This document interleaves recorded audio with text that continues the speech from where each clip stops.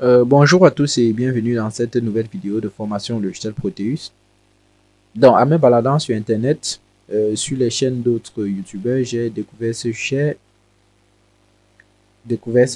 oui. J'ai découvert ce schéma, c'est sur une chaîne annexe qui permet de protéger les batteries contre les courts-circuits et contre les surcharges d'intensité, bien sûr.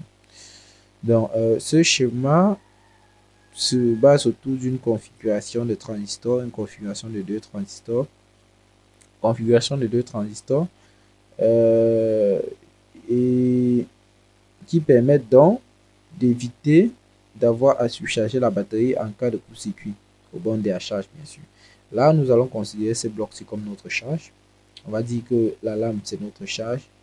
Et ça c'est un simulateur de court-circuit. Donc, c'est un bouton qui peut simuler un court-circuit au bon décharge, donc entre le point chaud de la charge et la masse. Non, les LED sont là juste pour indiquer le fonctionnement et n'ont aucun autre rôle. Ils sont là juste pour indiquer le fonctionnement, ce n'est pas obligatoire de les mettre. Donc, j'ai repris le schéma tel quel sur le site, sur la chaîne de la personne. C'est un petit schéma sympa que je voulais juste partager avec vous. Vous voyez que là, la lampe brille. Nous sommes en train de faire briller la lampe. Maintenant, si on simule un court-circuit, vous voyez que là, vous voyez que la lampe s'arrête de briller. Mais le fonctionnement du montage n'en est pas impacté. Avec le fonctionnement du montage n'en est pas impacté. Vous voyez que si la masse vient à ce point-ci, vu que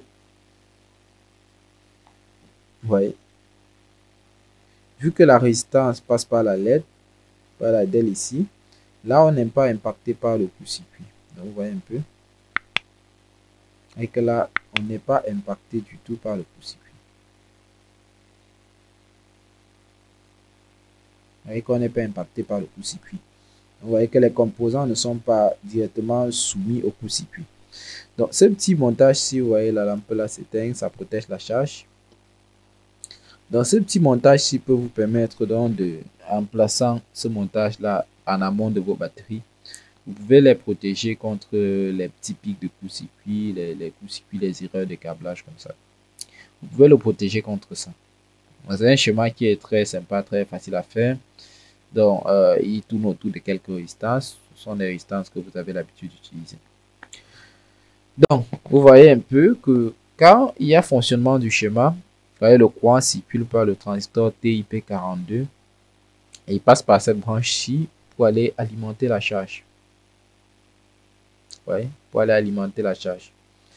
Donc, parce que dans un fonctionnement normal, vous voyez que cette résistance-ci limite le courant dans cette branche-ci. Cette branche-ci seule ne peut pas alimenter la charge en courant, du moins si la charge est importante.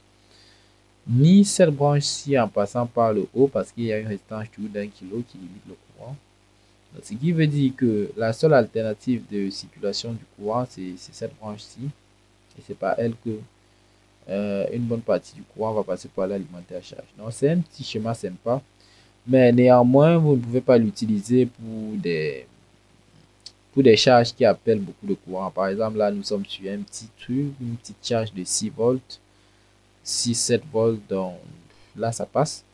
Mais si vous placez une charge, par exemple, qui doit appeler une puissance par exemple, même de 100 watts, je suis pas sûr que ce montage fonctionne encore. Parce que ce transistor-ci, il y a une certaine limite de courant que celui-ci peut laisser passer.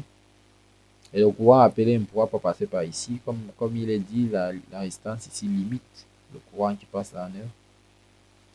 Et le transistor ne pourra pas donc supporter ce passage de courant là. Et même si c'est le cas, il va beaucoup chauffer et il va se rompre au fur et à mesure.